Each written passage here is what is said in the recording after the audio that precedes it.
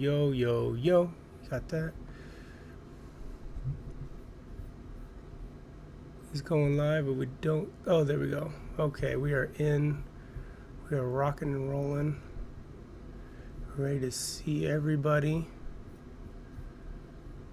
Come back this way a little bit. Come back this way a little bit with it. And wish this was closer, but I guess I'll just have to sit up. I know you'll be able to see me, what I'm doing. Go here. Make sure I can see everything. Probably better if I go like this. What up, YouTube? And what up, anybody that has come over from... There we go. Looks a little better that I could see what the hell I'm doing.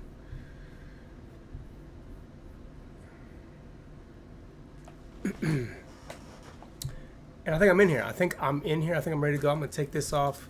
I look better with my shaved head. Pure baldness as it is. That's how we're going to rock it. You know? I wish I was kind of like more like right here in the frame. You know what I'm saying? Wish I was kind of like right here in the frame. More centered up. Ready to go like right in here.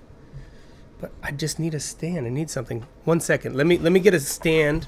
Because I don't want to hold this thing the whole time. So give me 1 second.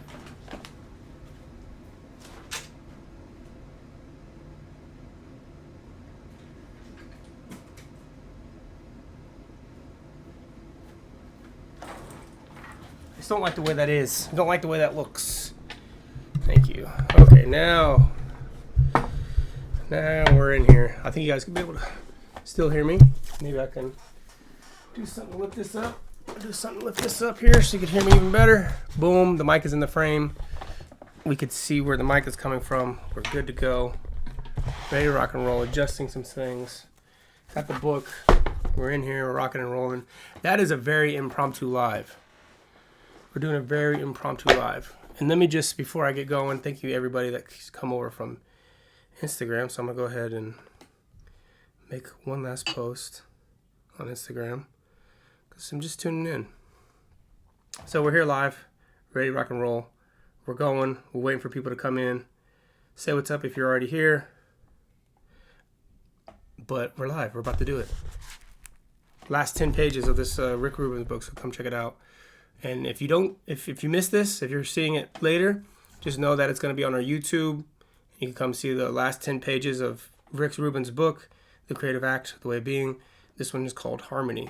We'll see how far we get today in terms of conversation. But we're at 397, and it goes to 404, and we're done. So we're close.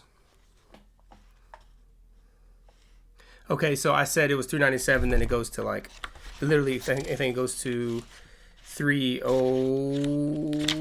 yeah, it literally says 405.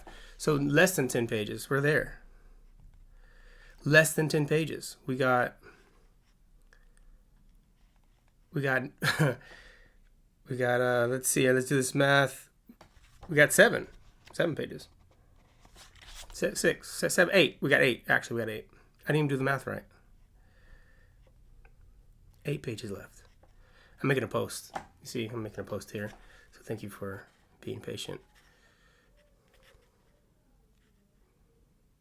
All right, so let's do it. So it is a happy Sunday, and I want to use the word. I like to use the words. It's a lazy Sunday when it comes to my Sundays. You know, so I use that term with my wife. Put some more light up on this so we can see us. I use that term with my wife. Me and her would always call our Sundays lazy Sundays because we wanted to just enjoy our time doing nothing together and have a great day. And if we didn't get to see each other or spend that much time through the week, this was the day to do it. Today, we're changing our habits with the idea of like not getting up early or like not moving around on our Sundays. And it's not always the case. We don't always get to do that, but We tried to, so we always look forward to days like Lazy Sundays. Today, we wanted to get a lot of stuff done. Yesterday, we spent a lot of time together, so it was almost like a lazy Saturday. We weren't lazy. We had a lot to do. We went to the farmer's market. We went out to watch the movie together. Got to spend some time together with the wife, and it was nice to spend about 5-6 hours with her by ourselves, watch a movie, watch the new, what was that damn movie? Day One, Quiet Place, or it's like Quiet Place, right? Day One, Quiet Place. So if you haven't seen that, what up, String? If you haven't seen Quiet Place, go check that. It's okay. Honestly, this is not the review about it, but I'll give you some lead. I will give some lead in. But Quiet Place Day One, visually, obviously it's gonna look cool, right? It's aliens and shit. I love aliens and shit. So it's fun. It's that movie has turned into a franchise, so it has a lot of franchise qualities about it. A lot of action. It's a quiet place. They don't talk very much. Great CGI, like incredible CGI. Like everything looks so super real. Great sound design. I thought the actors did a great job. Just feels very much like, okay, I've seen this before. You're anticipating jump scares. You know what the monsters are, so it's not as scary because you know what they do. So I remember seeing the first Quiet Place and thinking, holy shit, like this is crazy. So first Quiet Place, very great. This one, it's alright. It's worth a watch if you like the movie. But I wouldn't buy it. The movie I did see though by myself the night before was called Kind of Kindness. If you heard of that, that's from Yargos, I believe his name is. I don't even know how to say his last name. Themos. I have no idea how to say that. But he did the Poor Things last year. He's done The Lobster. He's done. Oh man, what was the other ones that he did? He did The Favorite, and he had one more. I forget what he did. Let me not mess this up. Great director. I do not know how to say it. He's a Greek filmmaker. What's the other ones he did? Hold on. I said The Lobster. Dogtooth was one of them. Oh, The Killing of the Sacred Deer. I couldn't, for some reason, I wasn't think he did Killing of the Sacred Deer. I don't know why, but he did that one too. That one's probably the least strangest out of all of them, but great director. If you're really into film, go check out Kind of Kindness. You have to see Kind of Kindness. If you have to choose a movie, Kind of Kindness. You will learn a lot about story writing and great filmmaking techniques. Okay. So, let's get started into this. Before we do, say a quick prayer, because it's a Sunday.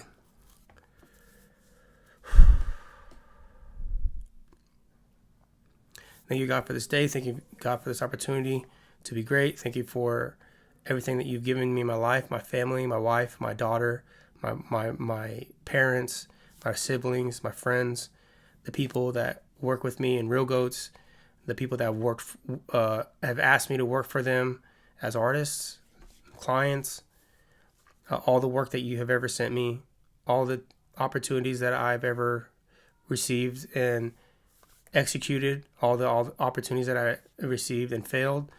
I thank you for all the journey that you put me through. I thank you for all the energy you've ever given me. I thank you for all the pain you've ever given me. I thank you for all the obstacles that you put my way, because each day those things help me grow.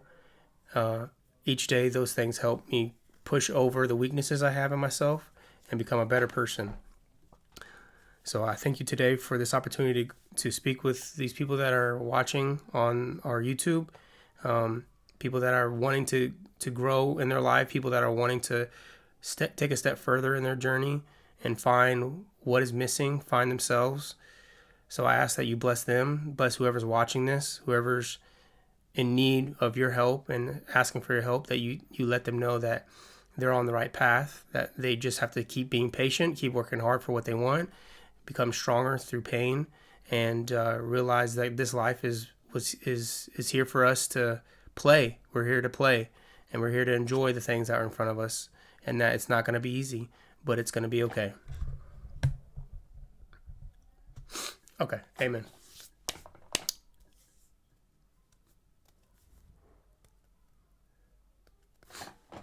All right, so here we're going to go. We got 8 pages left in this book. We've been exploring so many things. Rick has been giving us so much great insight. And sometimes the chapters connect, other times they don't. So I think once I'm done with this, I'll probably end up backpedaling and seeing how did he, how did he structure this book, and why did he structure it that way? There might be things on that. This chapter is called Harmony. I don't know anything about this chapter. Usually I read before I do these, but I'm going to read this with you guys, and then I'll highlight as I see something that I think is kind of cool and entertaining. All right. Harmony. The first thing that it says, the reason we're alive is to express ourselves in the world, and creating art may be the most effective and beautiful method of doing so. Art goes beyond language, beyond lives. It's a universal way to send messages between each other and through time. Art goes beyond language, beyond lives. It's a universal way to send messages between each other and through time. The invisible threads of mathematics are laced through all natural beauty. We can find the same ratios at work in the spirals of seashells and galaxies, in flower petals, DNA molecules, hurricanes, and the design of the human face. Certain proportions create a sense of holy balance. Our point of reference for beauty is nature. When we come upon these ratios when making art, they soothe us. Our creations are inspired by the relationship that we are most awed by.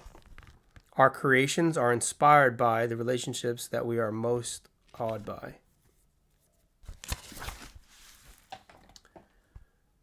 I'm going to butcher this word.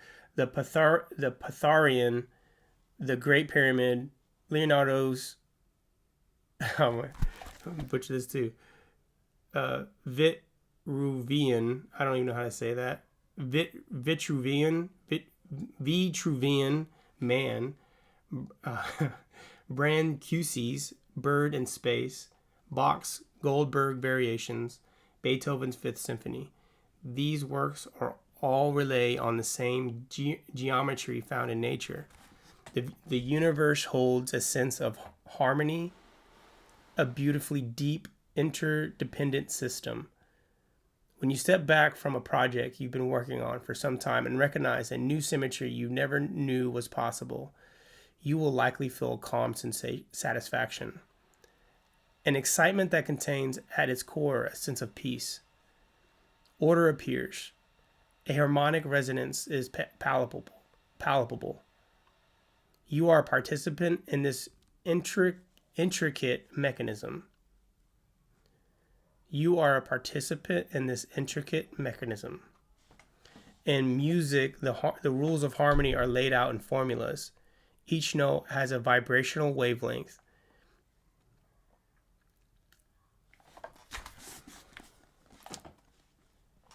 I'm going to read it this way.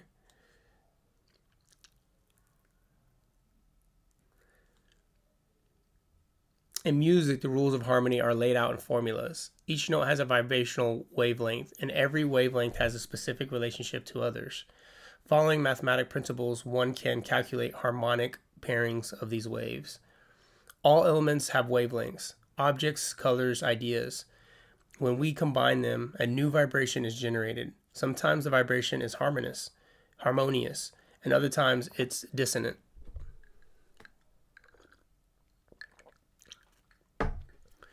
We don't need to understand the math to create powerful work from these vibrations. From understanding the mathematics undermines the natural intuitive sense. We tune in to ourselves to feel harmony. We use the intellect in an attempt to explain it only after the fact. For those who don't come to knowing this naturally, for those who don't come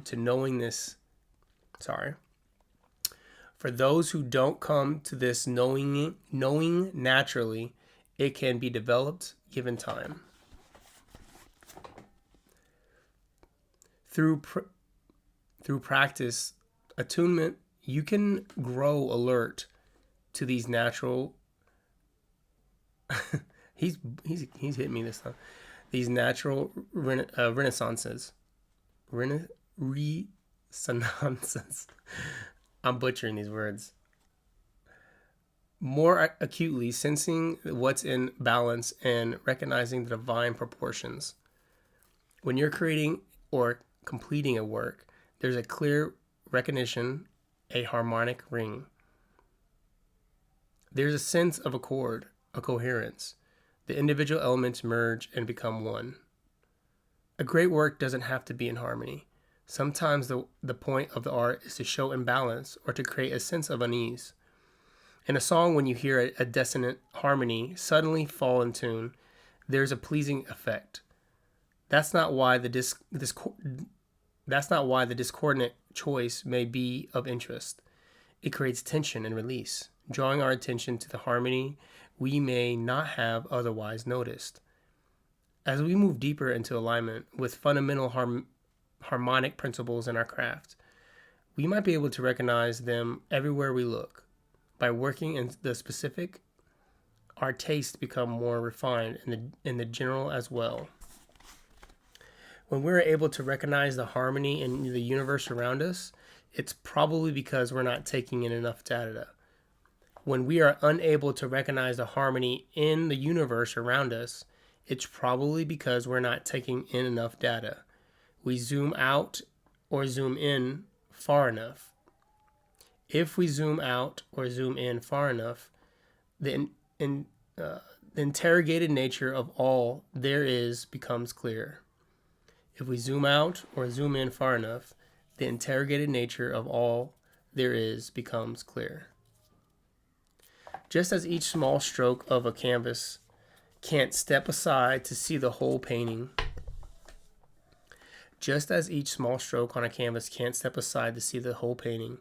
we're unable to take in the great whole of relationships and counterbalance that surrounds us in all directions.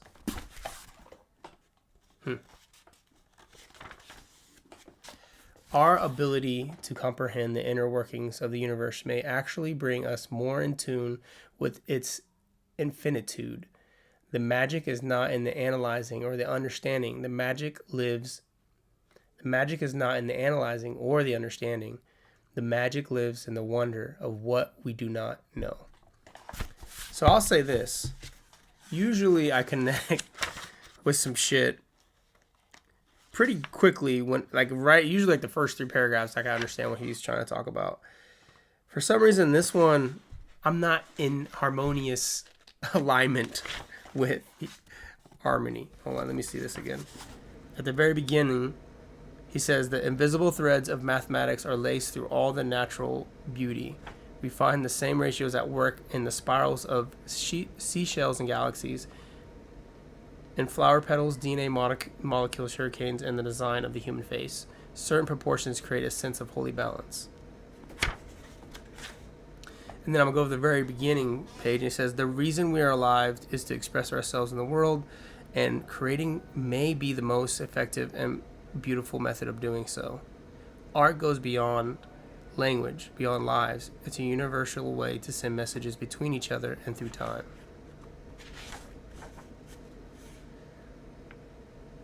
I'm going to kind of skip around and look at this and see where I'm connecting.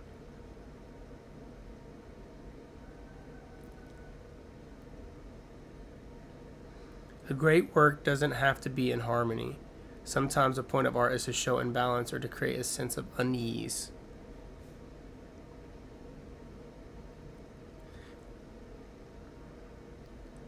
The universe holds a sense of harmony, a beautifully deep, interdependent system. When you step back from a project you have been working on for some time and recognize a new symmetry you never knew was possible, you will likely feel a calm sensation. An excitement that contains at its core a sense of peace. Order appears. A harmonic renaissance is palpable. You are a participant in this intricate mechanism. Okay, so I finally found something that I get what he's saying. I'm not, and he attributes some of this, like some of these great works, like before the Partherion. I'm probably just absolutely butchering these words. the Great Pyramid and Leonardo's Vitruvian Man, Brancusi's Bird in Space, Bach's Golden Variations, Beethoven's Fifth Symphony. These are all works. These works all relay on the same geometry found in nature. So he's trying to say like these great pieces that have lasted forever are similar to how nature takes us back and we're like in awe of it. The next thing he talks about is the universe holds a sense of harmony. And so when I started thinking about like when I started reading through the part where he says when we step back and we look at something and we see symmetry where we didn't see it before, it's very much like how films are made. When you watch great filmmaking and you see there's so much breakdown in film on beats and time code on when certain things are supposed to happen in a film, that is very much a rule and very much like starting to be seen as rules. And in terms of screenwriting, when someone thinks of, okay, page 12 is supposed to be the page where the inciting incident happens. On page 25, usually that's when you start seeing the love interest or the B story. On page 55 through 60, somewhere in there, you're gonna see some sense of like reset, like a new truth to his world. He went to like this special world, and now there's a new truth for him, right? So then at 55 and 60, he's gonna start experiencing real life again. Oh shit, everything's not great and like that I thought it was. There's still some real problems that are happening. And then at some point, I think pages 70, 75, usually there's some kind of like a dark night of the soul where the character's like ultimately being broken down at the lowest point of their life. They're like rock bottom. And then after that, it's third act, right? So there are things in filmmaking that are very much like that, where when we watch a movie, we kind of have this feeling of, okay, we know that it's not over. If we always kind of predict something where like the character's not going to die when they're in danger, but you're curious about how they're going to get out. So then when you watch a great film and you step back and like, wow, that's a really great movie, and you're immersed in it, that's probably more of a movie that's in harmony, where you don't recognize so much of what's happening and okay, this is probably going to happen next. You're not really thinking that. You're interested in what's going to happen and how they're going to survive, but you're really just taken over by this fantasy world that they've built. So you just start watching, and I think that's the same way with music videos. I think it's the same way. How many? What up, Randall just came in. One second, Randall. So I think I still got.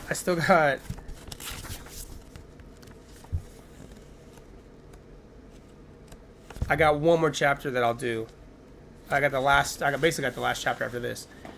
But I think with this chapter of harmony, when I think about this word of when you say you step back and you see symmetry, it reminds me of something that I've been working on lately with my script. I'm going to always reference my script. If you guys are going to watch like my lives, or if you're going to watch like stuff I'm going to do within this next year, you're going to hear me talking about my script all the time. I don't know when I'll actually share any of it, but I'm talking about it because that's what I'm working on as a personal project. This is a goal of mine. This is something that I'm going to get done in my life and that I'm going to pursue. And so I believe in myself. I know I'm going to get done. I know it's going to be a great film. I see all these scenes that I'm writing, and then when I get stuck and I get frustrated, this is the part that I relate to. And maybe these words, relate to me in different ways when I read it in a year from now, right? But right now, when I think about this idea of harmony, when I'm writing, I could tell when things are in sync, or it's like something doesn't feel right, and you're just kind of like, okay, I don't like that, or there's something that is missing, so you start searching. And man, there are days when I'm writing where I'll write maybe 3 pages, and I've learned that if I could write 3 pages, I'm happy. That's how hard it is sometimes when I'm exploring these ideas, because you're hitting walls.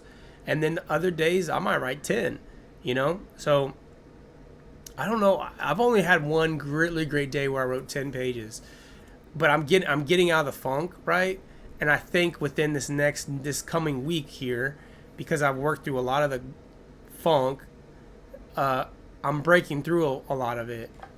When I stepped back, I was like so frustrated on Friday, right? On Friday, I was so frustrated with myself. I wrote one scene, and I was like, I really loved it, right? I really loved the scene. I look back and I'm like, man, this is fun. I think it's a great scene. And then I started the next one, and then I had to stop because I had to take care of my kid. And later that night, I went and worked out, and I was like running on the treadmill, right? And all of a sudden, I'm listening to a song on my earphones. What was it? Mamacita by Travis Scott. And it reminded me of a sequence that I thought of a long time ago. That's Mamacita is one of the songs by Travis Scott. But it's one of the songs that is on my playlist for my movie. And I don't think I would ever get it in the movie, but it reminds me of a character, right? And reminds me of a character a lot. So when I heard it, all of a sudden, what I had just been writing started connecting to the next sequence. And I was like, oh shit, this could be really cool. And then 3 or 4 more scenes started to appear to me. And it's that idea of stepping back and doing something that's different. You start to see all this connection start happening. So when you zoom out, and you stop thinking so micro or macro detail, then you all of a sudden start seeing things. And I get what he means when it says, great works have some kind of harmony to them. They have some kind of like deeper alignment that we can't really identify, but it just feels right. I don't know any other thing to connect with this chapter other than there's going to be a sense of harmony whenever you are making some of your work and you just feel like it's right. He says the last thing he says is our inability to comprehend the inner workings of the universe may actually bring us more in tune with its infinitude. The magic is not in the analyzing or understanding. The magic lives in the wonder of what we don't know. So, okay, I'm going to try to read this again and understand this for myself. The magic is not in the analyzing or the understanding. The magic lives in the wonder of what we don't know. The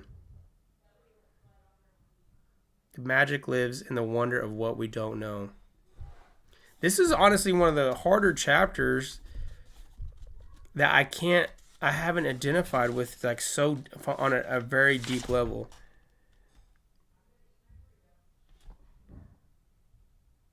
I'm going to understand it at some point in my life. That's harmony. Okay. So let's see where we're at. We're at 28 minutes.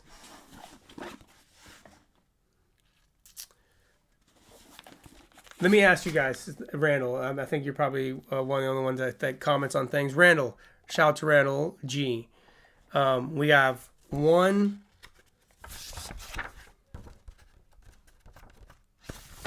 2, 3, 4 pages left. And it's really only 2 pages. There's really only 2 pages left, right? This is all we have left right here. I said 4 because it has like blurbs. I haven't read them yet. I don't know what it is about. Should we go into it, or should we call it cut and say, you know what, harmony, find it and call it good?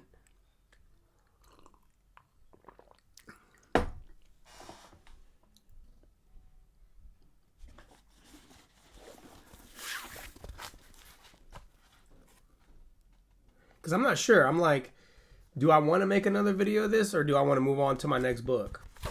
That's kind of how I feel. Hell yeah, let's knock it out at this. It says at this. Okay, let's knock out this book right now. Here we go. All right, Randall. Let's see how Rick Rubin, the master, he fucked me up on that last chapter. Let's see how he ends his book. 400 pages, bro. 400 pages. Are you serious? However you frame yourself as an artist, the frame is too small. Damn. However you frame yourself as an artist, the frame is too small. That's crazy. All right, Rick. Okay. All right, my guy. What we tell ourselves. This is going to be a good one. We have stories about ourselves, and those are not who we are. We have stories about the work, and those are not what the work is. All our efforts to make sense of ourselves and our art are a smokescreen. They do not illuminate what is. They mislead us. We have no way of knowing what is insignificant and what is essential, or what our contributions mean. We tell ourselves varying stories of who we are and how the work gets made, but none of them matter.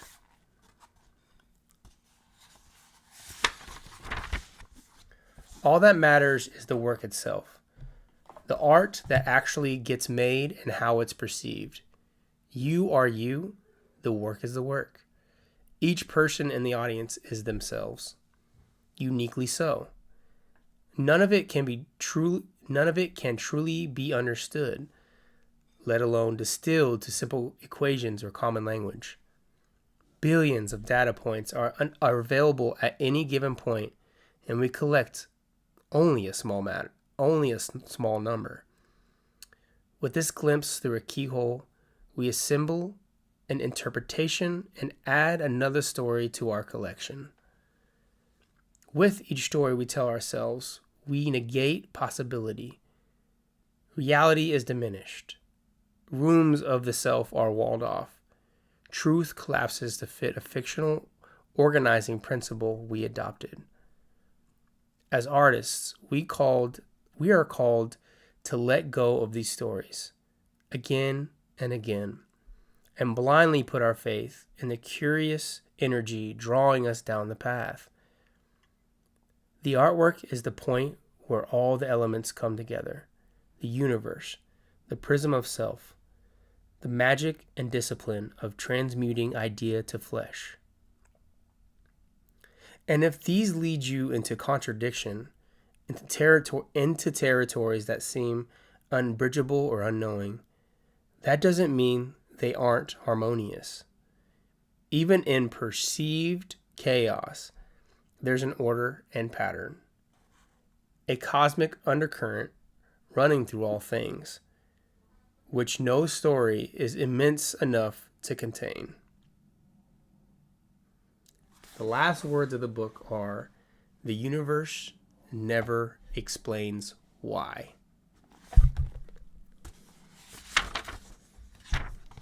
And then there's a bunch of words here. There's a bunch of empty pages, a whole bunch of empty pages. I'm wondering if he wants you to write your feelings and thoughts about the book. Let me see.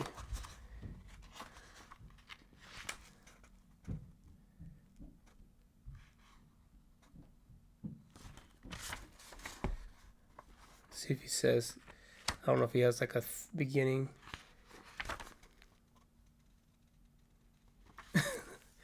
Okay. Okay, let me see this. He says, nothing. I'm going to go all the way back to the first chapter, and I'm going to read this, and now go back to the last chapter. So the very first thing he says in this book, he says, the object isn't to make art, it's to be in that wonderful state which makes art inevitable. That's the first thing he says. That's a quote by Robert Henry, which I don't know who that is. And then the next long thing he says in the book is, nothing in this book is known to be true. It's a reflection on what I've noticed, not facts so much as thoughts. Some ideas may resonate, others may not. A few may awaken an inner knowing you forgot you had. Use what's helpful. Let go of the rest. Each of these moments is an invitation to further inquiry, looking deeper, zooming out or in, open possibilities for a new way of being. Okay, so the last thing he says, the last few things he says, I'm going to say them again. The artwork is the point where all the elements come together. The universe, the prism of self, magic and discipline of transmuting idea to flesh. And if these lead you into contradiction, into territories that seem unbridgeable or unknowable, that doesn't mean they aren't harmonious. And if this leads you into contradiction, into territories that seem unbridgeable or unknowable, that doesn't mean they aren't harmonious. Even in perceived chaos, there's order and pattern. A cosmic undercurrent running through all things, which no story is immense enough to contain. The universe never explains why.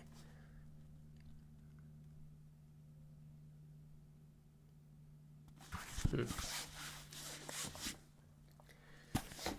book is done. It's done. 400 pages done. Come on. I'll cheers to that. You know, I don't advocate you to go drinking, but I will have a drink from time to time. 1, maybe 2. If I have more than 2, I'm starting to get tipsy. But I've stopped getting drunk, so cheers to that. 1, 2.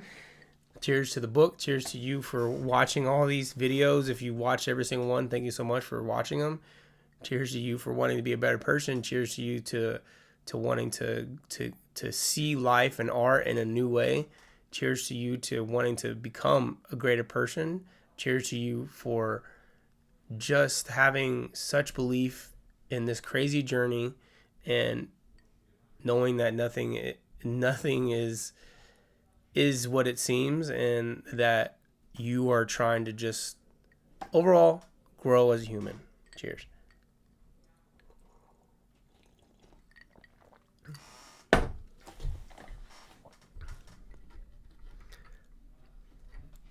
So, probably wondering possibly what my thoughts are, but I had to get this cherry because this is like it's a Tom Collins, so it's gin and like lemon, and then they put a cherry in it.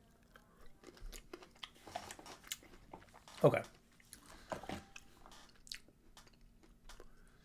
What is being said to me?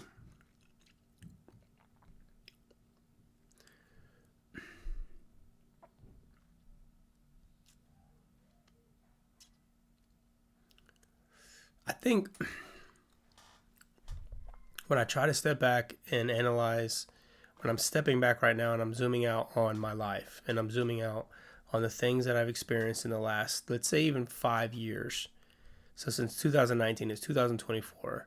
About this time in 2024, in 2019, 5 years ago, we were taking over the world with the baby. And I was on the road and we were going crazy. It's June 30th right now. We're probably on tour. We're probably doing crazy tours. And we're probably not slowing down. And I'm probably feeling overwhelmed. At this point, I'm probably like, holy shit, there's so much going on. I'm probably feeling overwhelmed in 2019. At the same time, I'm feeling excited. I'm feeling accomplished. And I'm feeling happy. And I think we might be in the UK, honestly, right now. I can't remember. If I think about what I was doing last year at this time, I was shooting a music video with, I think, Lil Baby in New York with VaynerMedia, and we were wrapping that up. That was me, my brother, and Spicy, and it was a crazy check. And that money led me to be able to take off the next month for like 2 months almost. I could not work, you know. So, and then you fast forward another year, and this whole month, I took off again. I took off and I said, I'm not going to do music videos. I want to do my movie. I need to write my movie. You know, that's the beginning of this month. Fast forward to right now, I have about 45 pages written of my movie, and I have my outline done. I discovered just 5 new scenes on Friday that I'm excited to write down that I haven't got to just yet, but I'm excited to get to them when I do. And I'm seeing my next dream come into reality. and I believe it so much. Along all those things has been one of the scariest things to do, which is try to grow a company. I shouldn't even say try because I was doing it. Which is to grow a company like Real Goats, grow a video production company, raise a daughter, I'm going to stop saying try. Grow in my relationship with my wife, grow in the relationship with the clients that I work with, grow in the relationships of the people that I work with, be more true to myself, be more honest to myself.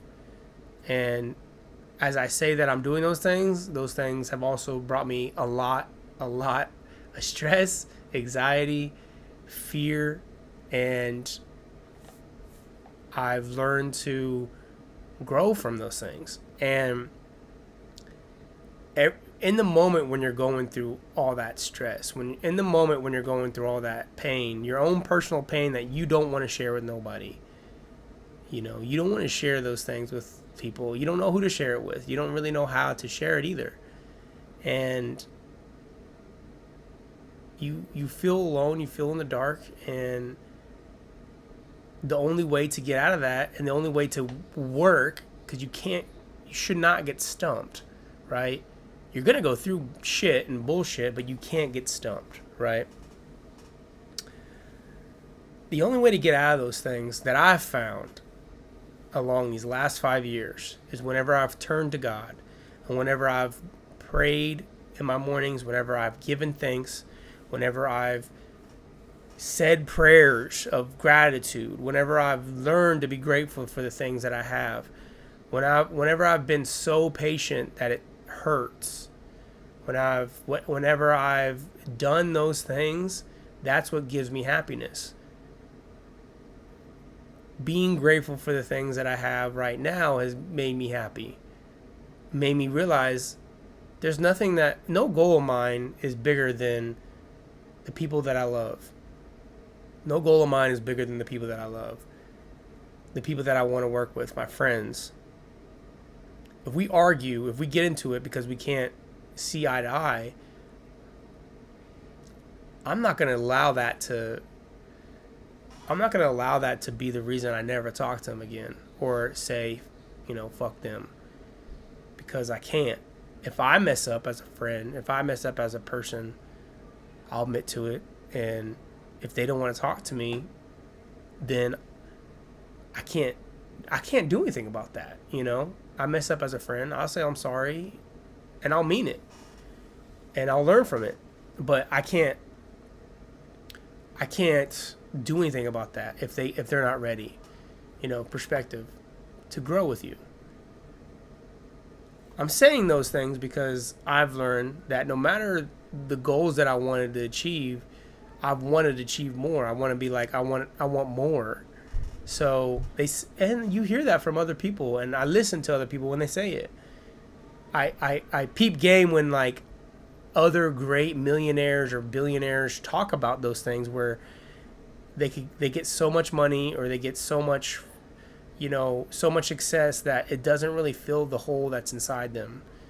And it's very possible they were chasing something like a financial reward or financial status or economic status of some sort, and they thought that would be the reason they would say, okay, I finally did it.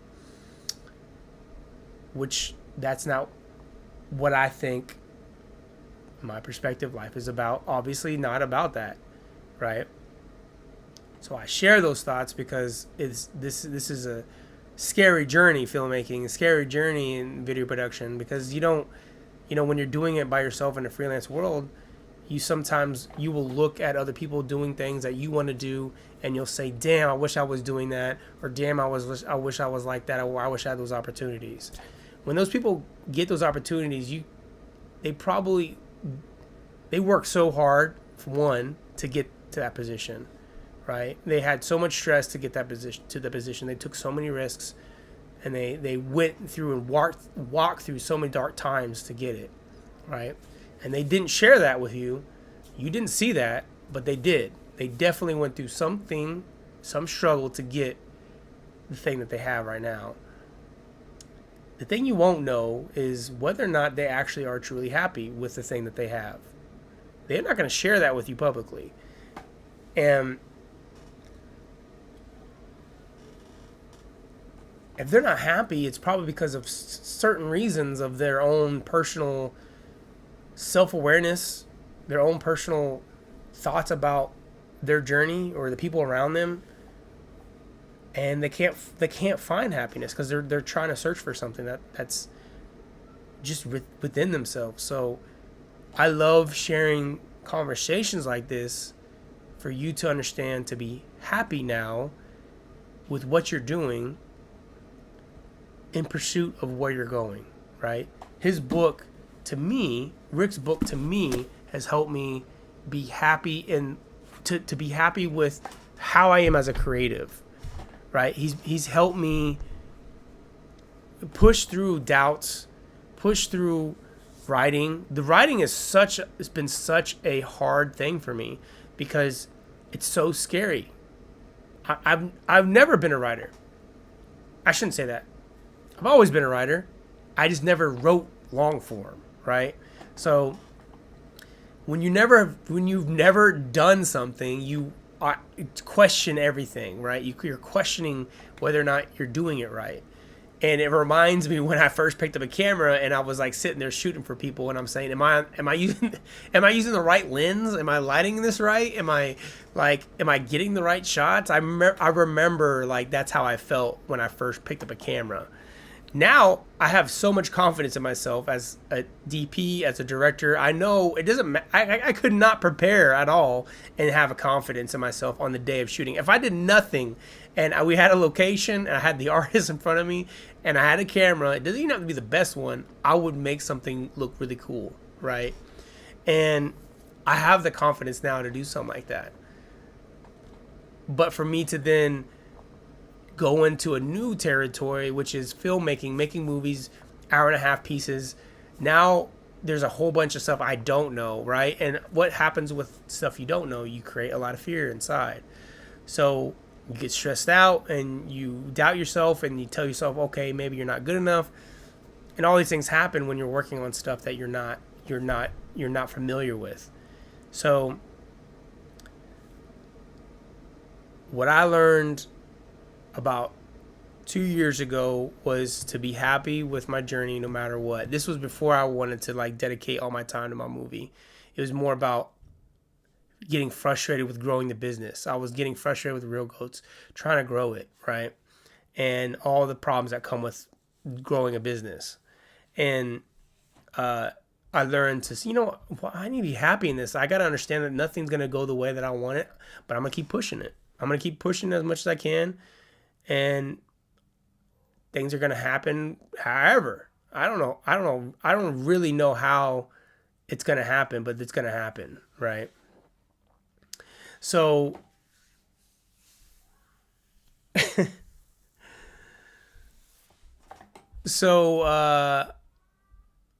because of that, I just realized, sorry, I'm going to take a second. I just realized like on live, I never knew this, but on live, it tells you when an ad's being inserted.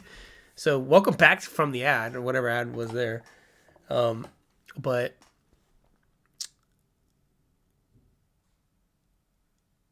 I learned to be like, you know what? I'm doing what I love right now. I'm doing what I've always said I want to do, and I'm not happy. Like, hell no. I don't want to be unhappy. Like, fuck that. I don't want to be unhappy. I want to be happy even if things aren't going my way. And then and then this past year I've learned if things are making me feel shitty, then why am I dealing with it? Like, why should I even do it? Like, I owe myself, I'm now 40, okay? I owe myself the right to treat myself better and not wake up feeling like shit or wake up feeling frustrated, right? So if I'm doing something I don't love, then I need to do what I do love, because that's what I've always done with my life. I've always pursued things that I really do love. When I was doing music videos and I was working with the baby, I loved what I did. when I started to grow Real Goats and train other directors, I love what I did. This last year, my mind was on my movies so much, like all of 2023. It started at the end of 2022, so I started in November, and then all of 2023 was on my head, and I felt so bad whenever I wasn't writing. I was like, no, fuck this. Like, I can't keep treating myself this way. I have to make my movie. I have to write my script, and I have to do this because it's inside of me. I know that I got to get this out, right? I'm not even worried about how I'm going to get it made right now. That's not I don't even want to focus on that problem. I want to focus on getting a script made so then I can say, this is what my movie is, you know? So once I have the script, then I can figure out the next problem. How the fuck are you going to get this made? How are you going to get money for it? I know enough people. I already know that. I already know enough people that if I gave them my script, I said, hey, this is what it's about, and I feel very confident in it. They're gonna listen to me. And they're gonna like at least be interested in what I have to do. And then they'll connect me with someone else. If they can't help me, they're gonna connect me with someone else, you know. So all the work that I've done, you know, in prior years of all the dedication I have for music videos is gonna pay off.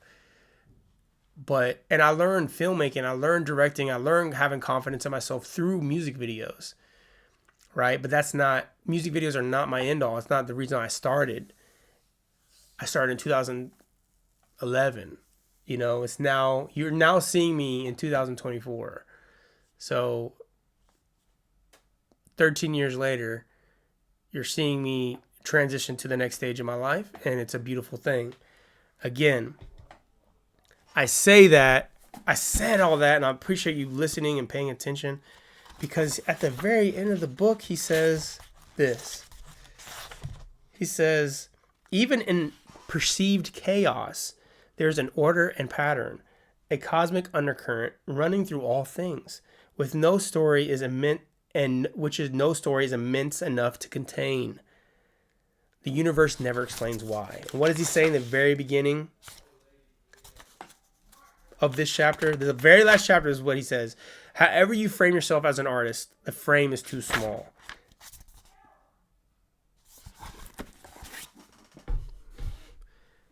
However you see yourself, it's not big enough, right? It's like that idea that you're greater than what you even understand. You're greater than whatever you're thinking of yourself, right?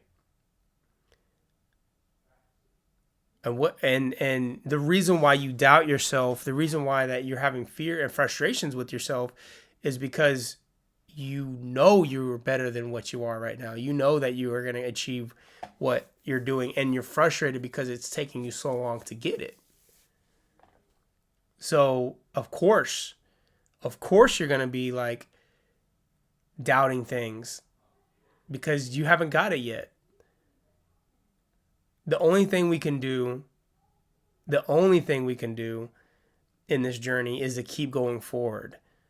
And even if going forward means you stop doing something you're doing right now and trying something new within the field, that's still going forward. You're not quitting on yourself. You're changing your path, right? You've tried something and you believed in yourself. And then now you're like saying, you're listening to your gut and you're listening to your heart and saying, okay, this is what it's telling me to do. I'm going to go do it. It's not going to make sense to me right now. It's going to be very scary. And people that are around me are going to not understand it. And they're going to try to tell me you should do something else. Bro, you know how many times people tell me I should do something? And all I do is allow them to talk. And I listen and I try to say, could that work? And then I literally have been saying to all these people that have been telling me lately, why don't you try this? I say, you know what? I appreciate you telling me that and caring about what I'm doing. But honestly, I know if I go that direction, I know what's going to happen. I've already did it. If I put my time and energy into this thing that you're suggesting I do, I will achieve it. I will get it. But then I still haven't achieved the thing that I wanted to do. And then I'll be right back where I'm at. I'll be unhappy because I didn't achieve the thing that I really care about. I really care about my movie right now. If I do anything outside of my movie, it's got to make a whole lot of sense to why I'm doing it, right? It's because it's always going to lead me back to, did you finish your movie, right? That doesn't mean that I'm not going to take a pause at one point and say, okay, I have to do this job because obviously we have to pay for things. Doesn't mean I'm not going to take a pause and say, okay, I'm going to take this job on because I want to, because I like whoever I'm working with, and I'm going to make sure I do a great job on it because I care about what I do. And then after this job, I'm going to go back to doing what I want, right? There's no wrong in that. You make a sacrifice and put it on pause. At the same time, if you never turn things down, if you never turn away opportunity jobs or like freelance work, then you're never going to achieve what you really want, whatever that is, you know. But I will have to say, the thing you should always do is listen to your heart, listen to your gut, and it's going to be right. If you know you can get it, you're going to get it. You're 1,000% going to get whatever you believe you want, as long as you work for it. If you work for it, you're going to get it. Like, no matter what. Doesn't matter. Doesn't matter what it is. Now, as long as, also, make sure it's like you're doing it in a very God-like manner, meaning good morals, you're treating people well, and you're doing good things, because karma will come back and bite you in the ass for sure. I've definitely been fucked up by any mistake I've made or thing that I did wrong. Karma came back and definitely let me know. But I believe in God enough to where, and I believe in the universe enough to where as long as I'm pure at heart and as long as I'm doing things in just reasons, then I'm gonna get what I want. So.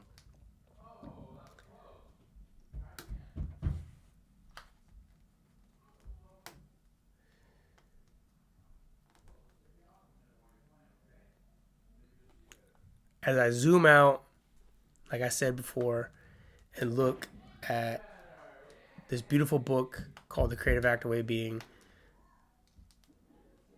it's a reinforcer to you to push past things, accept, right? If I have to give a quick overview, accept collaboration, right? Accept to explore ideas and see where they go. Accept throwing paint on the wall. Be calm when you don't know what's happening.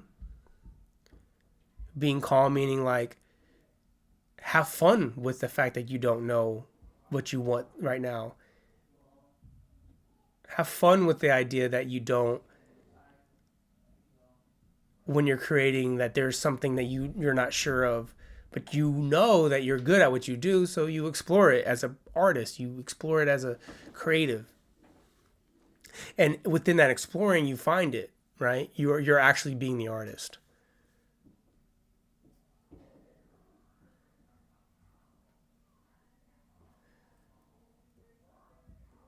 What would be the last thing?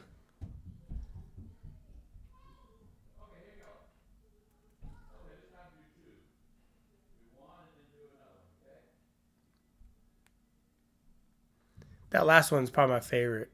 The idea of playing. The idea of just exploring and not thinking.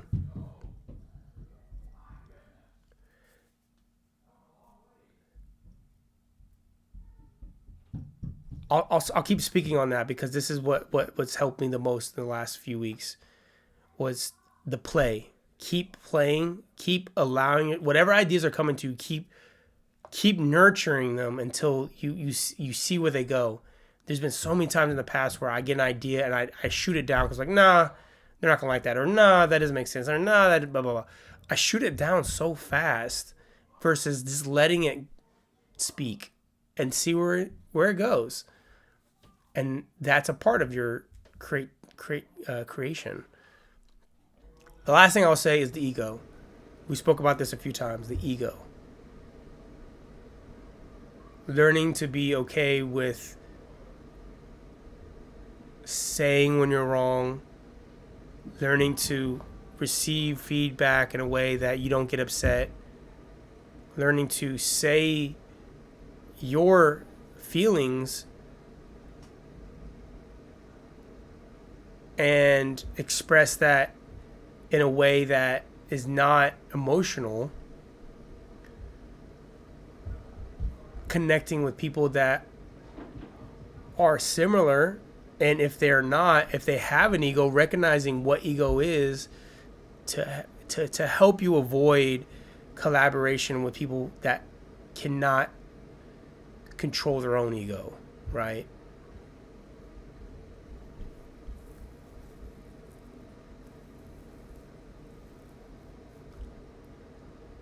I don't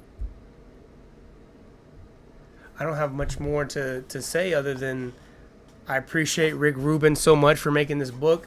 It's helped me so much. If you haven't seen it already, haven't read any of this is the first time you're hearing from me, then it's The Creative Act, A Way of Being by Rick Rubin. This is a book that you could read right now, read in a year, and it's going to mean different things to you. To me, Rick has helped me push through right now my creative blocks, my screenwriting.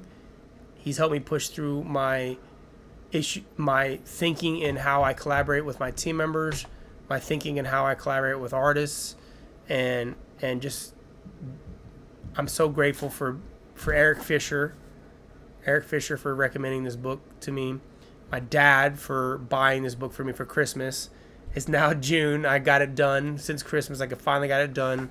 So thank you so much. If you haven't picked it up, go check it out. Read it for yourself and come back and comment on anything. I appreciate you guys for watching all these videos that I've created over the last few weeks. And I thank you so much for being patient with all the long spewing, But I'll tell you one thing I'm going to do. So, this is the next book that I'm going to read. So I'm going to continue doing videos, right? And this is the next book. So I've been excited to pick it up. I got this a couple weeks ago, or no, about a week and a half ago, and I've been excited to explore it. It's called Atomic Habits. It's an easy and proven way to build good habits and break bad ones.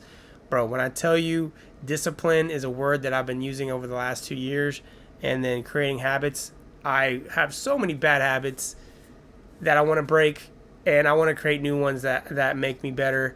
I want to be better at maintaining my fitness, my health, because that's so important to me. I've created good habits, but I want to break some old ones, and I want to learn to see how we can control the habits we're creating. I want to get in a good habit of writing at a consistent time, writing for a certain amount of time, and then learning how to create. I want to create a habit of creating content that's educational beyond what I'm making for this right now, because there's so many things that I want to do in my life, but I've been very patient with it. So I'm wondering, can I create some habits that are going to help me achieve some of the goals that I have? So Atomic Habits is the next one. So if you don't have that book, if you've never read it and you want to read along with me, let's read along. It's by James Clear. Go pick it up. Maybe audiobook, or maybe you pick it up with what is those damn things? Apple has an ebook. Go pick up the ebook or something. But man, it would be cool, since you guys already know, you guys are watching now. Maybe pick up this one, read along with me, and then we'll see. I have no idea. Let's see how many total pages there are. Oh damn. Hold on. Looks, maybe this book feels bigger than the other one. It feels heavier than Rick's, but it's only 200 and maybe it's less than 300 pages. So it won't be too bad. It'll probably take us a month to get through. I'm gonna do the same thing. Read like a chapter or two a day. See what happens. I don't know. Maybe it's gonna be an amazing book for us. Okay. So the last thing I'm gonna say to you guys that you're watching is that the way that I've been putting out this content, I know there's not that many views that happens from it, which is okay. I'm okay. I'm cool with that. I know I'm playing the long game. But I think the next thing that I'm going to do within this is I'm going to start sharing with you guys my RGU university like goals. So meaning I have things that I want to start teaching through Real Goats University that I put off this year because I originally wanted to. I started the Patreon earlier this year, and I thought that I could maintain all these videos that I want to create with it, and it just took so long to do. It took like 2 weeks to make one video from me, and by the time I was done, it just wouldn't be. I don't know. It wouldn't make sense to the time I put into the response that we would get. So I thought about doing it similar to how I'm doing these books, which is just sitting down doing a live or recording like a 1 hour conversation about the topic that I want to choose. So let's say I want to talk about how to produce, and then I have all these subcategories that I'm gonna talk about. Another one is how to shot list. I'm looking at my notes. How to shot list, better music video coverage. Talking about other music videos that we've done, talking about how to shoot a short film, talking about script writing, talking about treatment writing, and just sharing all those things in the similar fashion where I'll have all these subjects that I will talk about and express to you guys so you can learn, use those for your own in your video production. So I'm going to do that. I don't know when, but look forward to that. I got to look back at my notes. This is the first time I'm sharing it, but I have all these notes that I've written, like 60 pages of categories that I've been wanting to talk about and subcategories for Real Goats University. So probably will be an ebook at some point. And at some point in time, I'm putting it out there. I'm gonna create a book that talks about production and video production from what I've learned, and then the other thing that I'm gonna create is video classes, and like I've already started kind of doing it, but I need to finish it, which is creating case studies on music videos that we've done and just like talk about the video and tell you how we came up with a lot of the stuff. So that's a future thing that I'm hoping that this book here helps me create a habit to figure out how to do it with the amount of things that I'm trying to achieve. So anyways, thank you so much again, guys. Appreciate it. Randall, I'm going to give a big shout out to Randall G. Randall, I know that you're over on Instagram too. Thank you for coming in. I see that there's like there's other people watching, but I don't know who they are. No, people are just watching. So whoever you are, thank you for watching. Thank you for tuning in. But thank you, Randall, for being such a fucking amazing supporter of whatever the hell I'm doing. And I appreciate you. Hope you're doing well. Until next time, thank you so much, you guys, for watching, and have a good one. Peace.